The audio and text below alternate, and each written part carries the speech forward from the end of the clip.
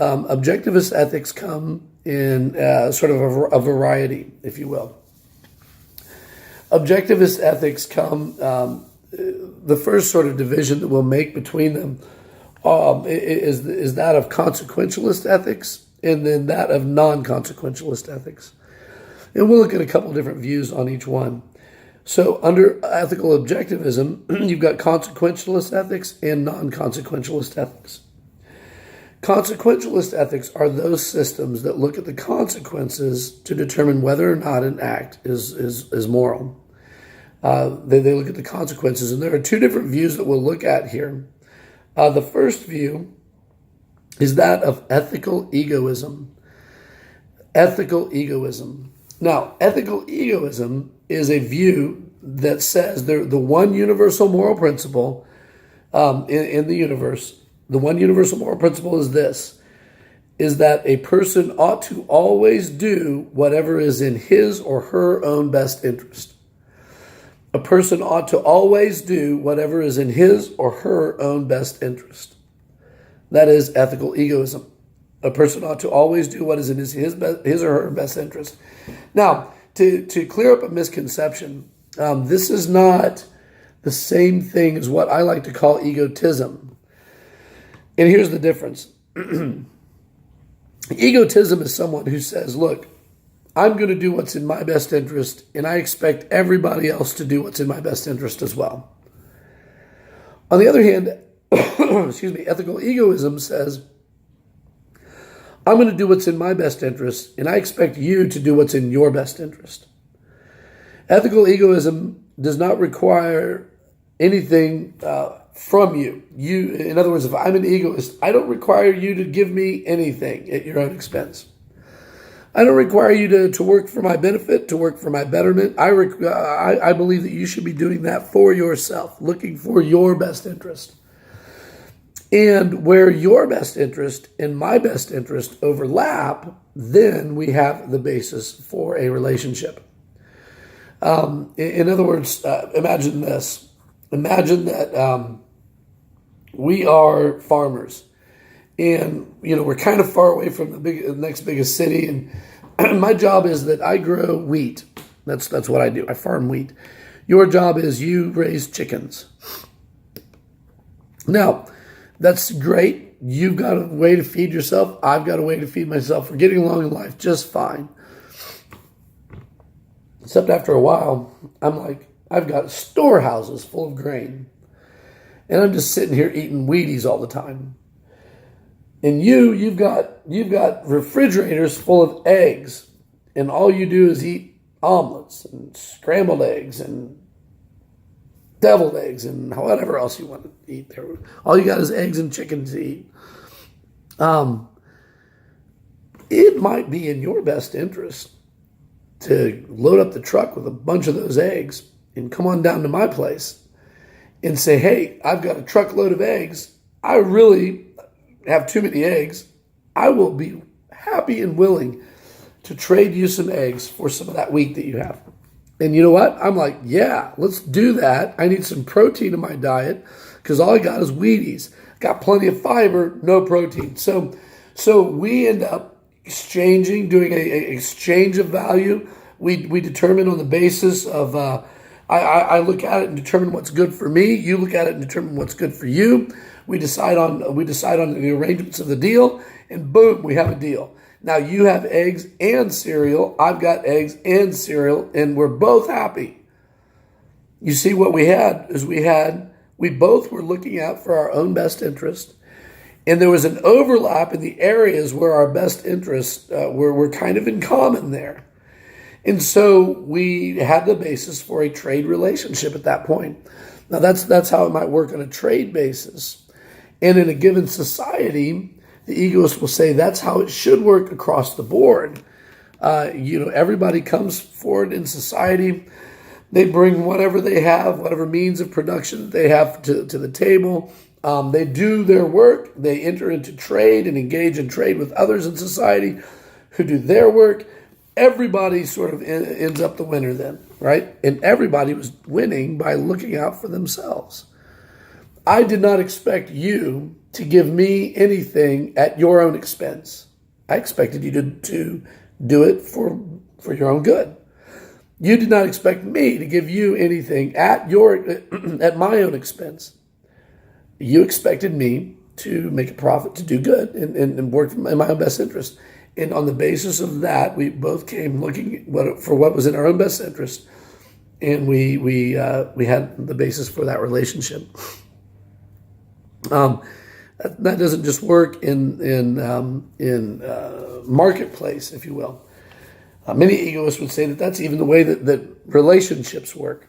In other words, personal relationships. And so the child is born to the parent. The parent does not sacrifice for the child. The egoist would say that's the ridiculous thought. The parent has a value in raising the child. They love that child. They value that child. They see that child as a sort of a doorway to the future, and so they invest heavily in that child. And that is the benefit that they gain by seeing their child succeed. You know, I've graduated one of my children from homeschool. He's in college. He's doing fantastic now. And I tell you what, it's been a lot of hard work, but it does give you a great feeling having brought your child through that, and you see them maturing, you see them growing into young men and young women, and it is a blessing in and of itself. Do I look back with regret at all the things that I spent, all the time and everything? Do I look at that as a sacrifice? The egoist would say, no, that wasn't a sacrifice. That was an investment. You did it because you were looking out for your own good and theirs as well. Their good happened to fall under that as well.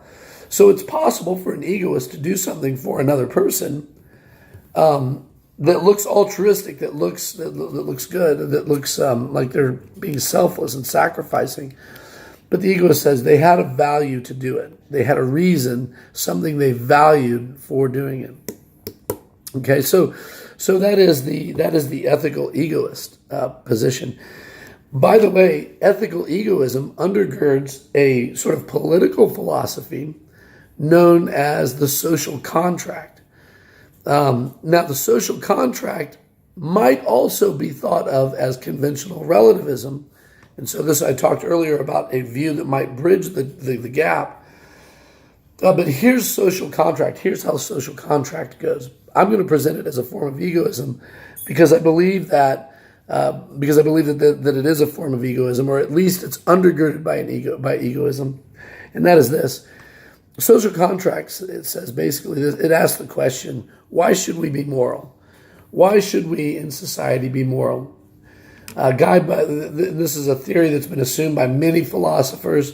The guy that I'll look at today, or that I'll talk about today, is a philosopher by the name of Thomas Hobbes, who basically said this: the social contract begins in what he calls the state of nature. And the state of nature is a theoretical state of human existence. It may not be true. It may not have been historical. It's theoretical. But it's a theoretical state of human existence where everybody does anything they want to. They can do whatever they want to. Now, at the first glance, if you would have asked me when I was a kid, how would you like to do that? Have an existence where you can just do whatever you want to? I'd be like, sign me up. I'm going to sit around and play the Atari 2600 and eat Pop-Tarts all day, right? But as adults, you and I both know that if everybody could do everything that they wanted to, had a right to do everything they wanted to, everything was legal, everything was moral, they could do anything they wanted to, that'd be disastrous. Then why? Because you and I know some things that some people want to do, and they're not too good, and they're not too nice. He says that this would result in the state of nature where everybody does everything that they wanted to. This would result in what Hobbes calls a war of all against all. A war of all against all. In this war of all against all, he says life would be poor, nasty, solitary, brutish, and short. Because we would always be looking over our shoulder to see who is going after us next.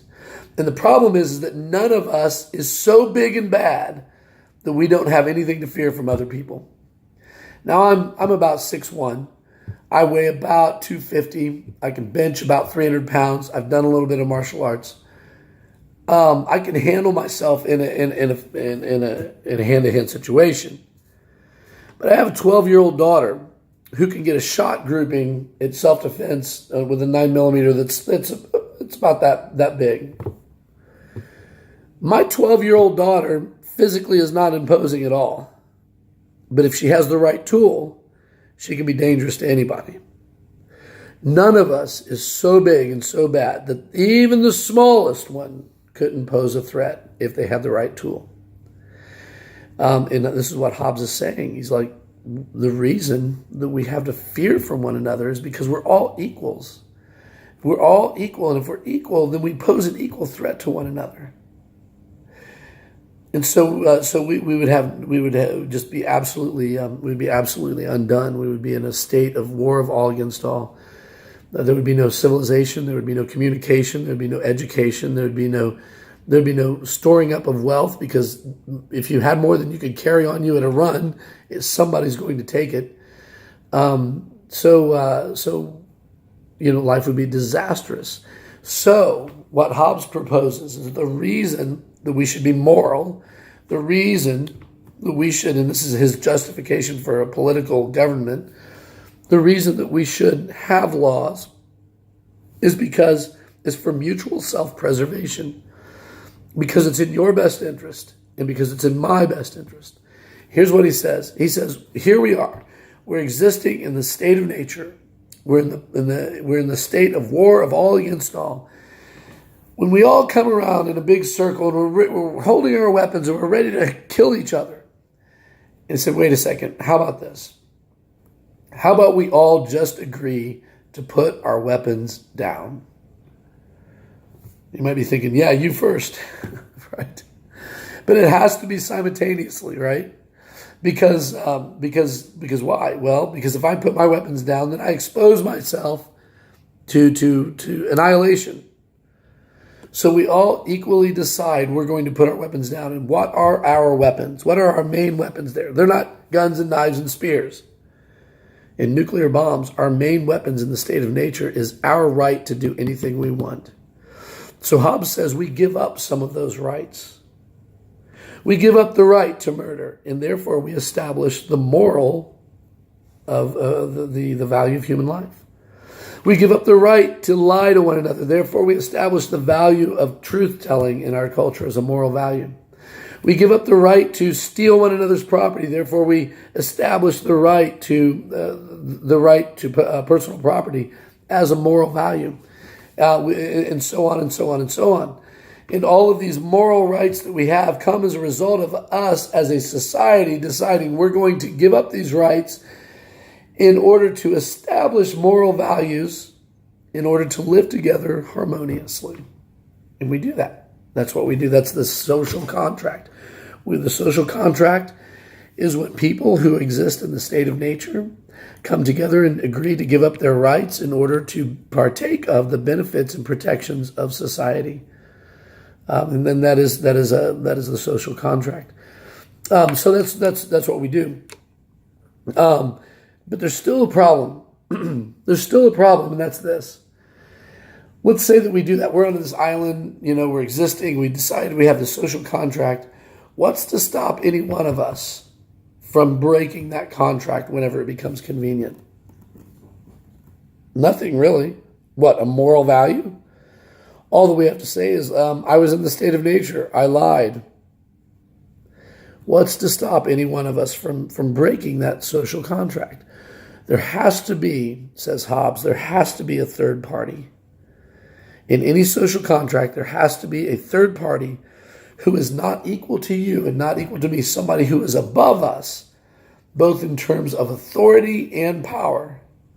Someone who is above us, whose job it is to enforce the contract. Hobbes calls that person the sovereign or the prince. And he believes that every government should serve as a sovereign by which to govern the people to enforce the contract. If the contract is reflected in a set of laws that society is under, then the government has the responsibility of enforcing those laws.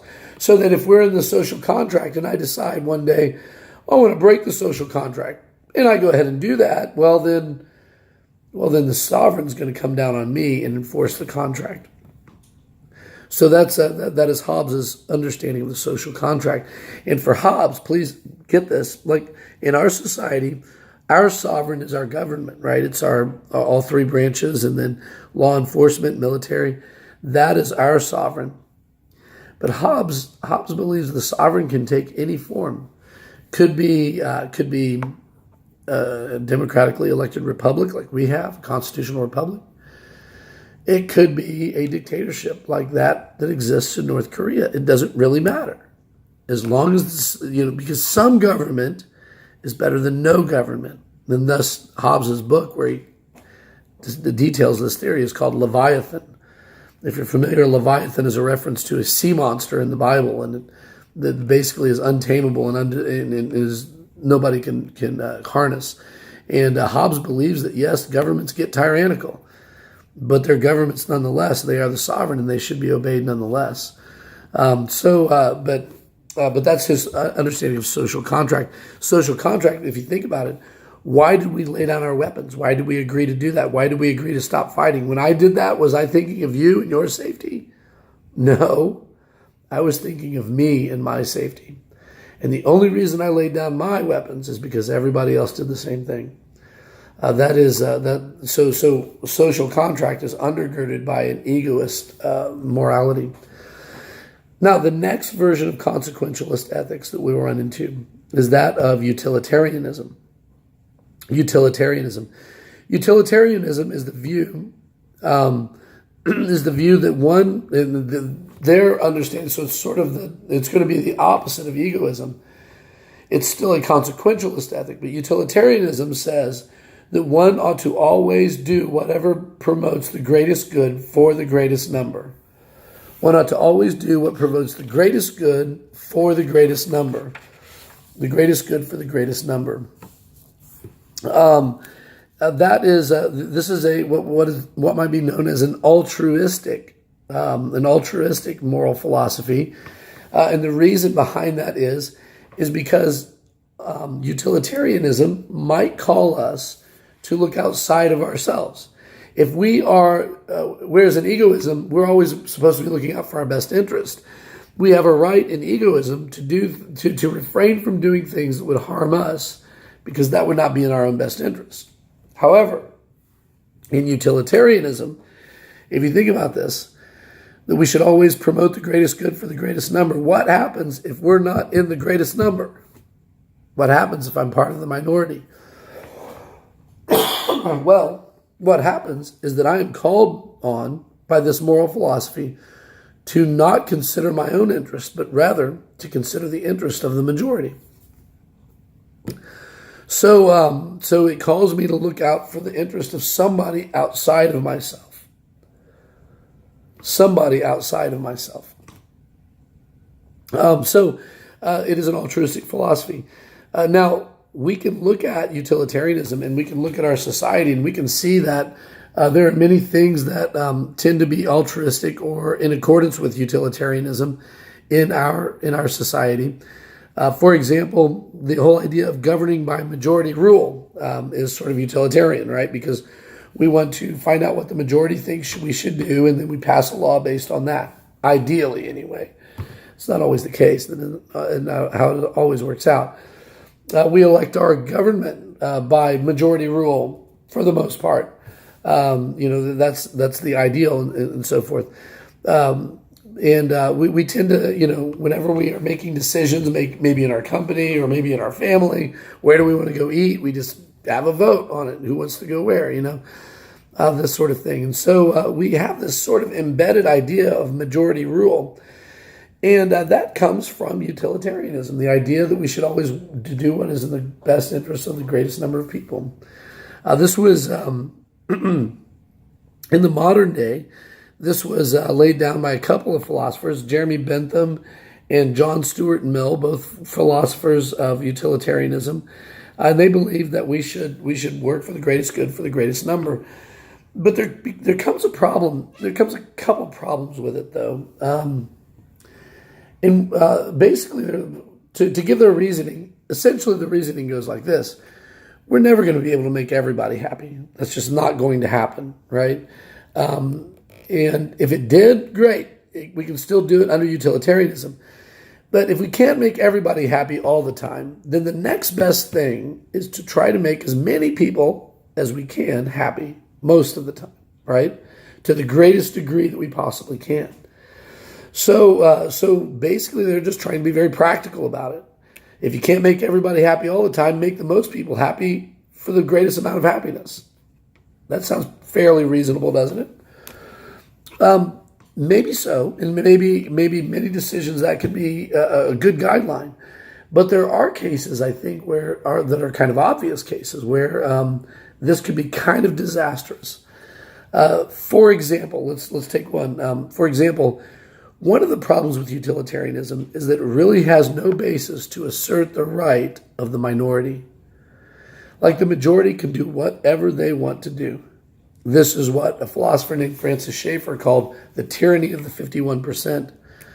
And the idea here is this, that if the majority wants to enslave the minority, then they have the moral right to do so, if doing so would provide the greatest good for the greatest number.